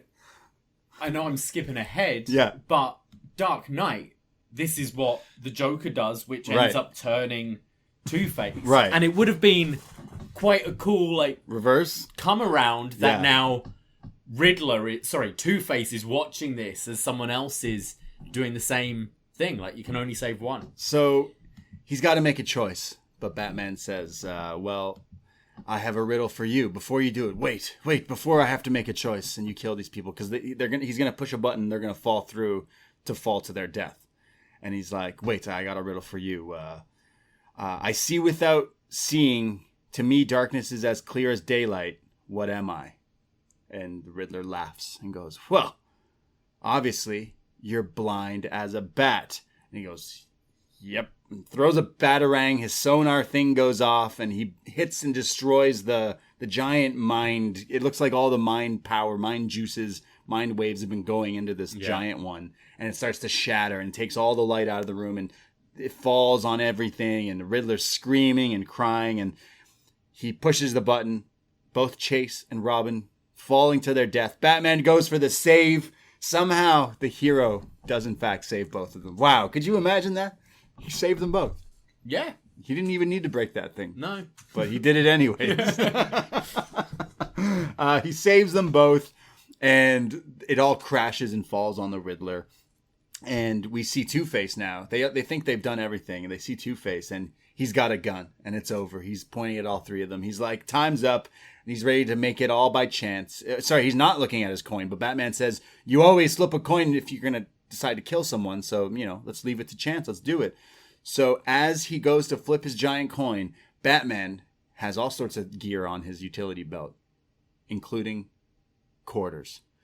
As Two-Face flips his coin, Batman throws other quarters in the air, confusing Two-Face, who goes, I don't know which one's mine, thus falling off this, scaffold platform he's on and falling to his death. Terrible death. As his body is, drowning in the rocks and rubble, a coin lands on his palm. And also, Batman says, I never kill people. It's kind of like Jigsaw in Saw. Yeah, sure, you never kill people, but you definitely put people in the position where they're gonna die. It's like throwing coins at this dude as he's on a ledge, smashing this mind thing with Riddler. Well, what's he doing on this ledge? He's pointing a gun at them, and he's just like, I'm gonna stand here. This is where I'm gonna stand. It seems a good point, yeah. I love the fact that it's also Batman, he then Robin's in shock and turns over to Batman, and he's just give him the nod, I killed him for you, kid. Batman killing people. So that's the end of Two-Face. That's the end of that buffoonery.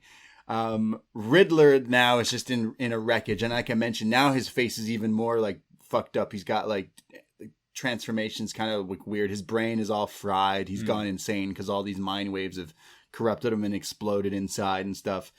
So they take him to Arkham Asylum. They drop him off there. It cuts to the future.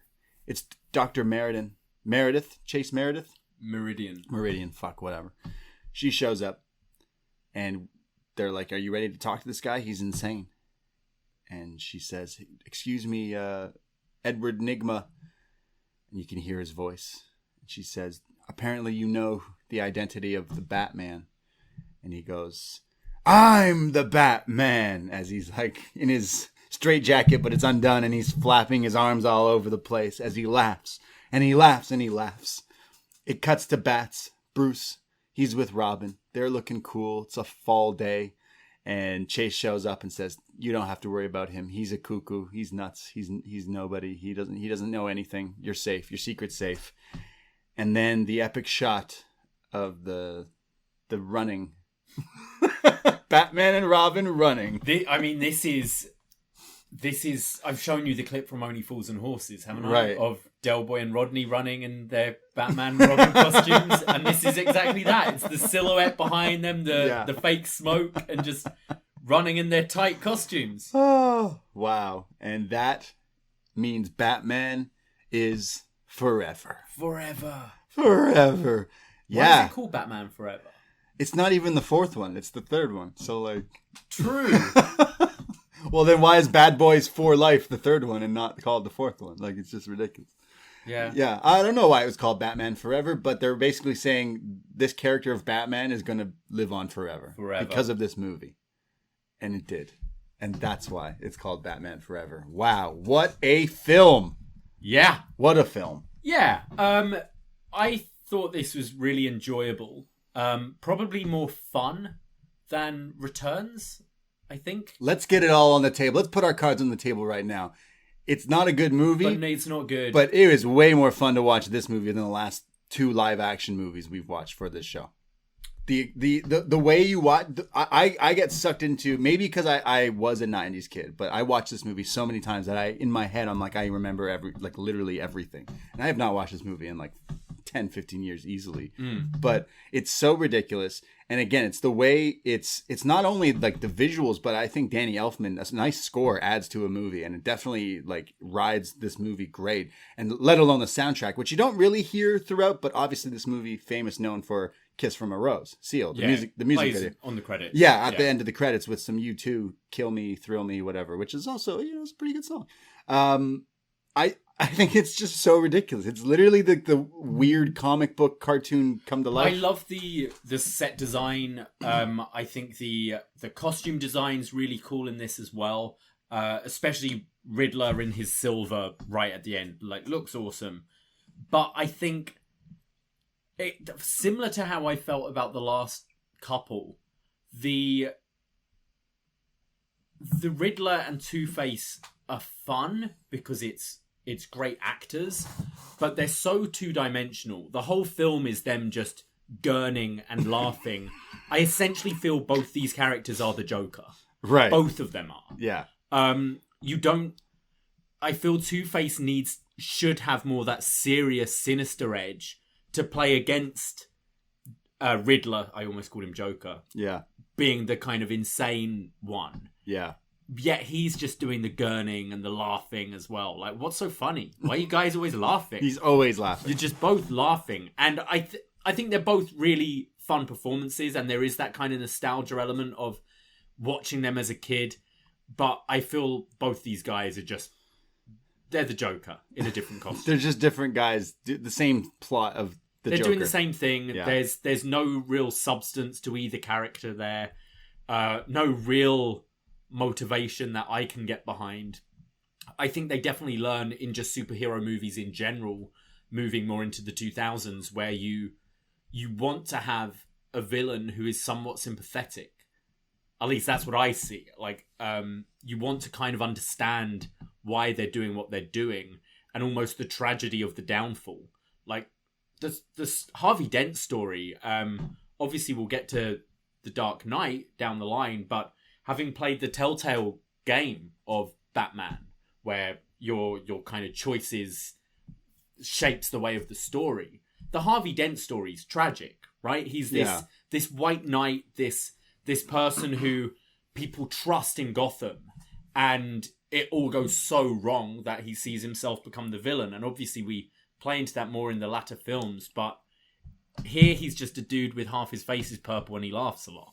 Yeah, it's still like it's and going. It's Tommy Lee Jones. He should get more out of this. It's Tommy Lee. Realistically, if you were to have Tommy Lee in that slot, like Aaron Eckhart in the later, is it Aaron Eckhart? Aaron Eckhart, yeah. Like the acting would be fantastic because he's got like that serious tone. The one shot of him in the without the Two-Face, the origin story with the acid in the TV. It's like, yeah, why didn't you just do that? It doesn't make sense. It's very like clearly. There's so many stories about how the production of this was so back and forth, and it's apparent that you can't just say it's Schumacher's fault for doing this, but like a lot of the studio were pushing him for certain things that he like had to do because he was the fill-in director essentially. Like, we lost Tim Burton, so we got this guy, and then we're gonna make him do whatever we say, and things clashed. The way the cast is all different, I see there just being a lot of clashes and tension on this set. As I think you alluded to, Val Kilmer and Joel Schumacher didn't get along. Schumacher found him really immature and stuff. You've got Jim Carrey and Two-Face, Tommy Lee Jones not getting on.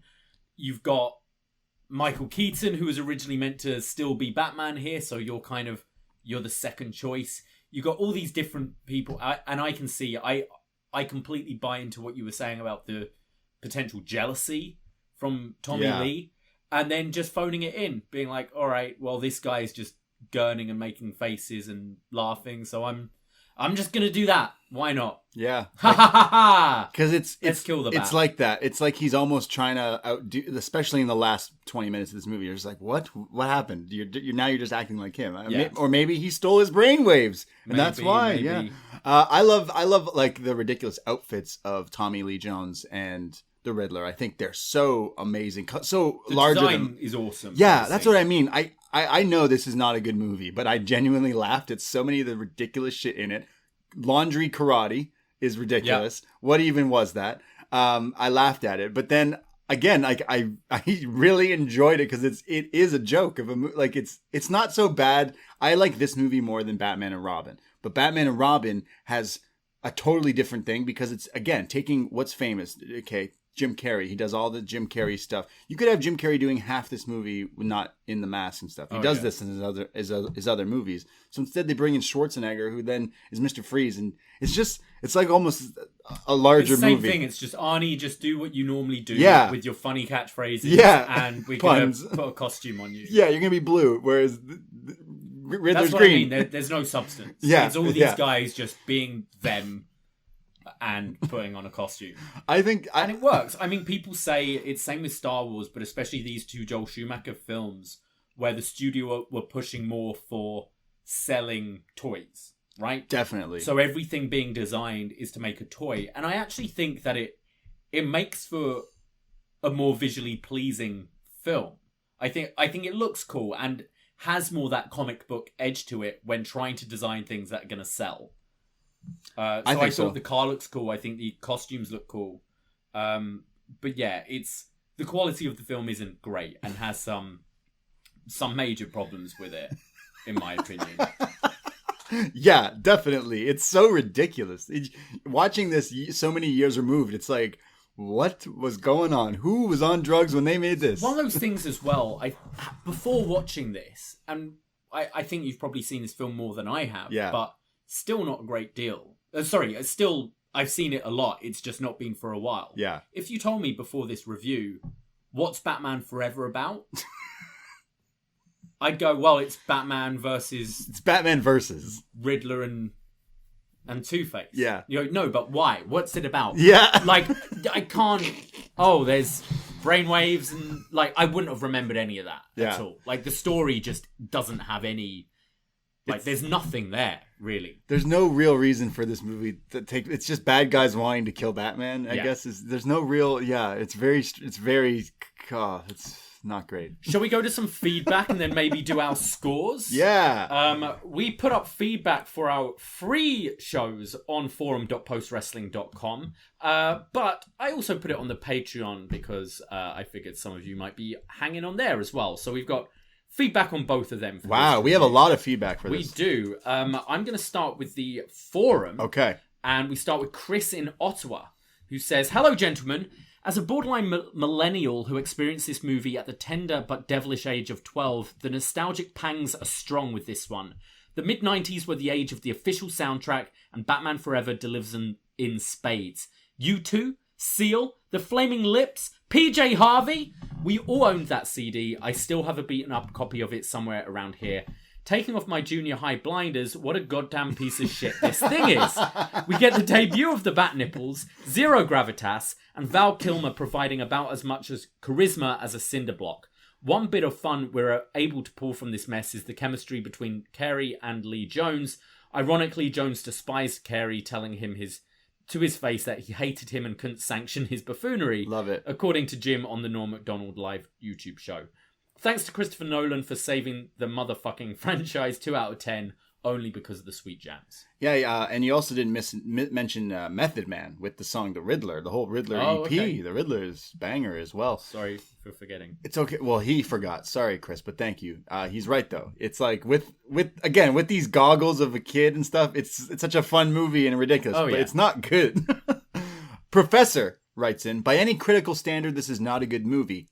But I was 10 and had no critical standards. It has Jim Carrey being wacky, a guy dressed as Batman, and a guy dressed as Robin. Cool. 10-year-old me needed nothing more. Mid-30s me needs a lot more. This film doesn't get any of the characters right. That is to say, comic accurate. But neither did the Burton films. And Chase Meridian is a worse love interest than Vicky Vale, which I did not think was possible. Still, I like this as a whole lot more than the Burton films. Any love for this movie is 100% nostalgia. I haven't seen it in years, but I wore out my VHS as a kid. Sitting here typing out feedback, I can picture damn near the entire movie. At least it made an impression." I'm the same way, man. Yeah, I mean, I think a lot of the films, have to be aimed at kids, because I remember loving this. I lump this with like Power Rangers, the movie, with Star Wars, the episode 1. Just as a kid, I didn't care. Didn't know that it was bad. You know, it just looked cool. And saw lightsabers and Batman and Riddlers and stuff. It didn't matter. Didn't matter to me. We go to CJ Walker, who says, hello, first time, long time. Oh, first time, long time. And I'm making my big debut on this Batman thread. All right. I have probably seen this film more than any other Batman films, and this is one of the earliest films I remember seeing in the theatre. These movies aren't great, but I always like this particular aesthetic. It's a throwback to the 60s, but also feels very mid-90s as far as colour and overall mood.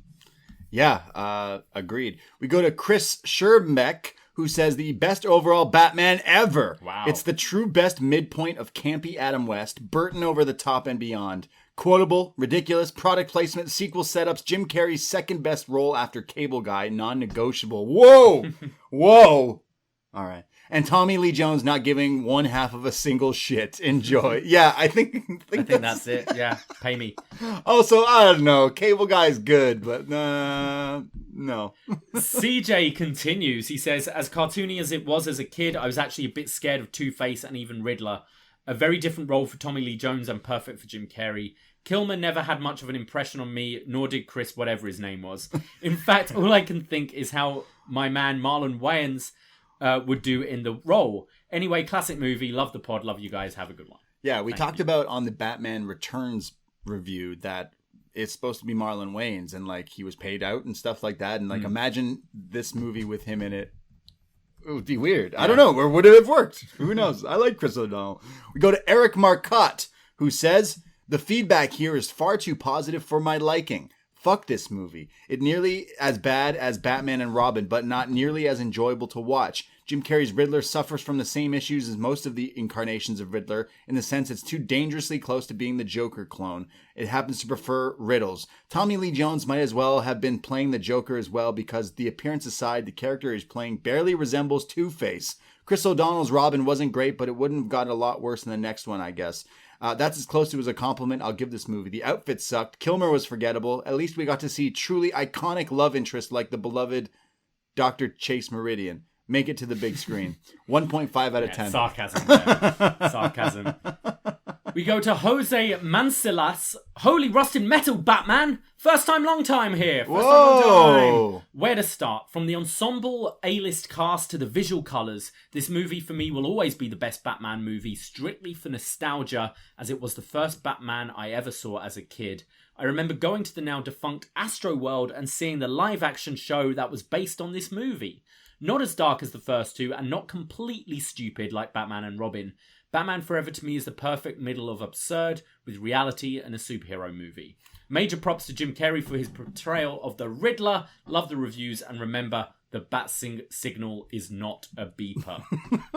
And last one here from Kendall from Ohio. I have good memories of this movie. It was the first Batman movie I got to see. It was the first Batman movie I got to see in theaters. It was great seeing characters from the animated series get introduced into the films. Jim Carrey was good as the Riddler, adding his little quirks. Two-Face looked scary, but not enough to deter the viewer. Chris O'Donnell portrayed Robin well in this film. Val Kilmer was a middle-of-the-road Batman and Bruce. He was just there. Dr. Meridian is by far the worst Batman love interest across Batman media. The Batmobile design in this film is my favorite. This was my peak Batman fandom at 9 years old. I got the Batman, Wayne Manor, and Batmobile for Christmas. Thanks for doing the Batman movies reviews, and can't wait to hear your thoughts on the next film in the series. Oh, I can't wait for that one. Wow. Isn't that the best one? Yeah, I can't wait. I think that's why we picked this series of films. So we do a little thing with these Batman reviews where we kind of score out of 10 certain elements that are recurring and then kind of try and come up with our overall score. So we've got a new person playing Bruce Wayne and Batman now. Yeah. Val Kilmer. Let's start with his portrayal of Bruce Wayne. Out of 10, what do you give our Val? Man, I again loved him as Jim Morrison. If it was rating that, it'd be really high, but someone said middle of the road Bruce. I can't say I hate him where I go, dude, you fucking suck. But why is his mouth open all the time? Do you notice that his whole time as Batman, his mouth is just open. So I can't say I hate him, and I can't say I think he's great. So he is in the middle of the road, and that's why I gave him a 5. I gave him a 4 as Bruce. I could not tell you one scene of him as Bruce, and I watched it yesterday. He wasn't the very character suave. was so bland. This is meant to be your leading character.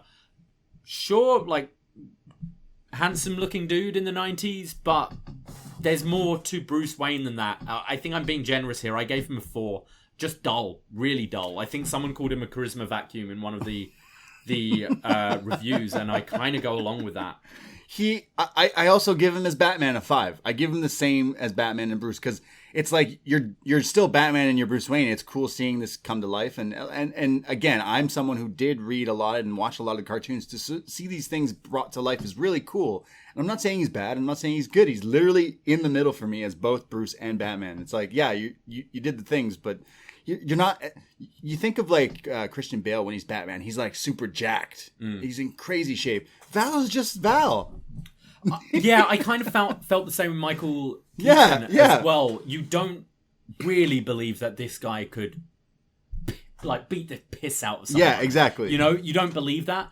I went 5 as well. I think his jaw looks right in the cowl. Yeah, he's got a good jaw. If we were rating Val Kilmer's jaw, it'd be 10.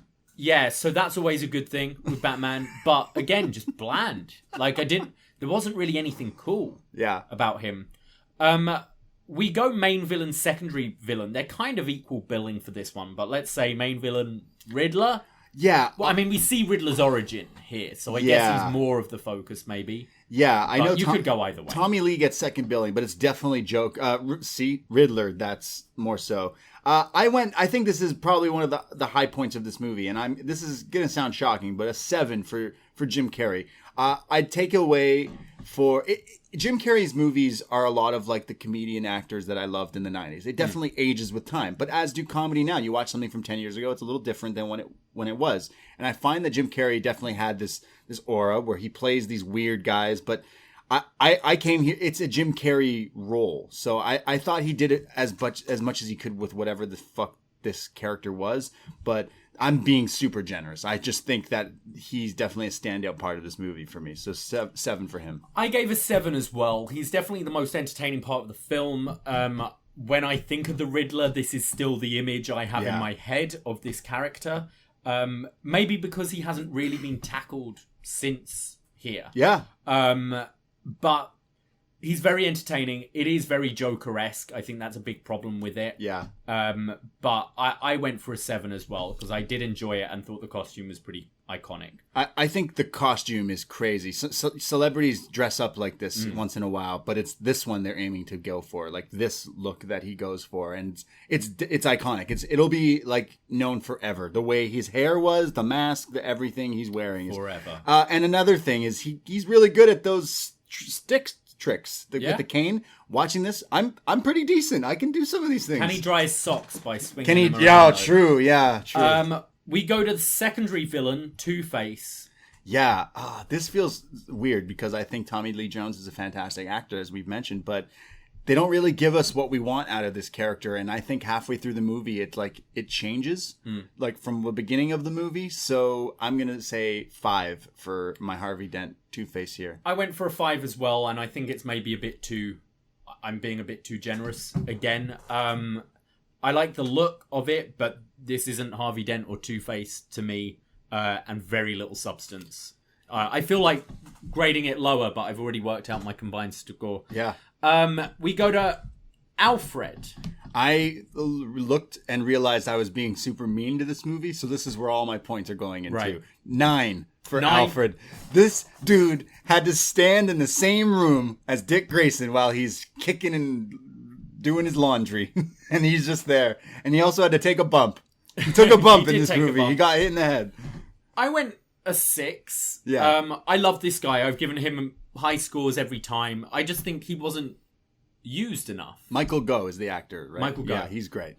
Rest in peace. I think you could have used him a bit more in this, especially with him being, like, this being the 3rd time we've seen this Alfred. I think it's time to, like in the Bond films, after you've seen M a few times, M starts, like, doing a way more as films go on. Yeah. And I'd have liked to have seen a bit more with Alfred. You see it in... You got a bit more in this one with the like little things, especially helping Dick, but it's definitely in the next one where he's like sick and stuff, but he comes off more like that.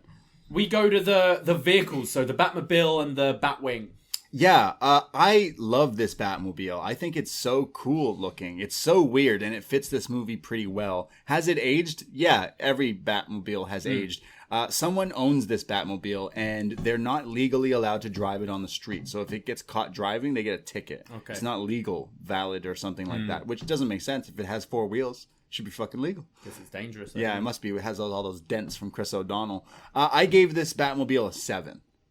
I gave it a 6. I think that both the Batmobile and the Batwing look really cool, but similar to Alfred, I don't think they were used enough or effectively enough with the time we had with them. Exactly. So, and maybe that's a budget thing, but it grapple a 1995 thing. But I thought they looked cool and would make for awesome toys. But on the actual film, I didn't see enough cool shit. We go to the suit plural. So Batman and Robin's suits, I'll say here. Right. And any kind of gadgetry, that kind of thing. The one shot of the Batwing thing coming under in the cave looks so cool, and then you're right, it totally gives you like a fake thing that you think you're gonna see some cool shit, and you don't. You don't. And he's got boot rockets. He's got Robin. Their suits are cool, which kind of saves the score for me. They show you all the stuff that he could do, but doesn't really use it. Yeah. That's what I don't like about this. It's like, whoa, I got these boot rockets that I didn't use before. I got these other things sonar that I use for literally one shot. It's like, okay, well, if you have all these things, you should be using these things. And he doesn't really use it. So I'll give him an effort for trying. I'm going middle of the road as well, 5. Okay, I went for a 7. I thought both suits looked really cool, and this is just before we get too ridiculous with Batnips. It is Batnips still, though. That's why I took a thing off. They're not as prominent as George, though, are they? No one is. They're not as obvious as... they're not cutting diamonds like... Right. Yeah, it's not as cold. Well, that's because he's fighting Mr. Freeze, yeah, it's cold, yeah. I went for a 7. I thought both looked quite cool. And then just overall enjoyment of the film. Yeah, I mentioned before, I told everyone I was doing this movie. I told everyone, all of my friends, that, hey, I do these Batman reviews. Check them out if you don't like wrestling and stuff. And everyone I told, I am watching Batman Forever. A few of my friends, they all said the same thing. Oh, you're watching Batman Forever? That sounds great. Make sure you get high as fuck before you watch it. And that is what I did. And that's how I got to my overall score of a 6. Yeah, I went 6 as well. Most of that is from just a bit of a nostalgia kick. And it's nice to look at. It's campy, so it's fun. We can laugh at how bad it is at times. So I did enjoy it. I wasn't bored. Yeah. But it's not a great film, and that's why I gave it a 6. Honestly, like, most of the majority of this movie, to me, is literally the way it's so close to this, like, what you think Batman was when you read the comics or watched these cartoons. This is the campiness and everything. We just did a review of The Mask of Phantasm. It's a cartoon. It's animated. If that were to be brought onto the big screen, it has more realistic. That had more story and more. There was way more depth. Yeah, but there wasn't. I was way more emotionally invested with the lead lady in that than I was with Chase Meridian. But then here it's like all visually stunning and stuff like that. So it's like, yeah, it looks cool, but there's not much substance. It's all sizzle, and it's like, that's what I guess Hollywood blockbusters really are, right? It's all explosions and random shit thrown together and Batnips. But overall enjoyment of this film, I enjoyed watching it. I laughed at a lot of ridiculous stuff. I laughed more at spots I shouldn't have laughed than I laughed at spots I should have laughed. But I still enjoyed. That means I had a good time. Also, it's just over 2 hours long. God damn it. Why are these Batman? This is short for a Batman movie. It is. I know. So that I went for a 6 as well. That gave my overall score, when doing all the maths and stuff, gave mine a 2.75 star rating out of 5. Yeah. What is yours then? 3.062. So I'm just gonna say 3. Let's just go. Say 3. I'll go down to make sure some of our. So our combined score is a 2.93. So it gets a 3 star overall from us. I think a bit too generous. Maybe. Yeah, I know. I'm doing it just because Tommy Lee was mean to. But you hear it here first. Batman Forever gets 3 stars from the BDE. Wow. Yeah. Just before we go, because it wasn't on our list, Robin, Yay or nay, or somewhere in the middle?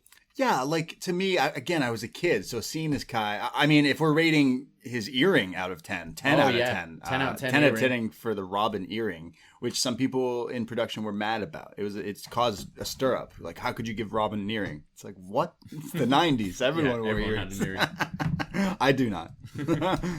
So I think he's great. The actor Chris O'Donnell goes on to he's on TV shows and stuff. He goes on to do, and that's kind of why I asked you, he goes on to do this film called Batman and Robin, which we'll be talking about next month. They clearly were they're setting up this movie, and Batman and Robin together feel like one big movie to me. Right. It's like, all right, well, now we just do what we do in that one, but it's a girl. We have a Batwoman and Batgirl. I'm pretty sure she steals a bike or a car. Or they all. I can't remember. It's so shit looking back at it now, and God bless our parents for taking us to these shitty movies when we were kids and stuff. But it's fun to go back and reminisce and stuff. But Batman is such an iconic character in pop culture, and it's this one that pops for me out of all the Batman movies. I'm not going to say this is the best Batman movie, but I would rewatch this again. I think it's very enjoyable. I would show this to kids, maybe 10 or something, a little bit, and they would enjoy it and get a pop out of it because it just visually is fun. But what a ridiculous film. Ridiculous film. Riddle me that. This is a ridiculous film. Thank you for listening. And the next time we will be doing is Batman and Robin, which is going to be great. So look for that. I think is that next month? It'll be February, yeah. Wow. Okay. So love is in the air for Batman and Robin. Can't wait to talk about that one. And we'll be going down through all of them. And then after that one, the Nolan series and more. So go check out all the other shows we have. We did Killer Clowns from Outer Space on the Patreon this past week. We did a bunch of Rumble shows, top 5 Rumble moments, and Royal Rumble 1995 edition of Up Yours with Jason Hagholm. That's out on the Patreon. And the February schedule's coming together as well, looking to put together some things there and so many more things. Patreon.com/upnext. $5 a month gets you access to all the movie reviews we do, all the wrestling reviews, everything. Just $5 and is what you can do to support us there if you like listening to us here. Absolutely. Yeah. Yep. So same bat time, same bat channel. You know when to find Up Next Wednesdays and BD Elite on Thursdays as well. And shout out the Twitch people. We'll do these on Twitch. Yeah, give us a follow on Twitch, twitch.tv/upnext podcast. We are going live a lot with a lot of our shows and watch-alongs and stuff. So make sure you give us a follow so you know when we're going on. And just like me watching this silly movie, it helped me check out for 2 hours. Thank you for listening and supporting. We hope we let you check out and listen to us talk about this fucking movie for so long. I myself, Braden Herrington. I'm on Twitter, Instagram, @TheBrady. And I'm @Davie Portman. And Up Next is @UpNext Podcast, Twitter and Instagram. Thank you. Take care. Goodbye. Be safe. And riddle me this. Riddle me that. Who's afraid of the big black bat? Actually, wait.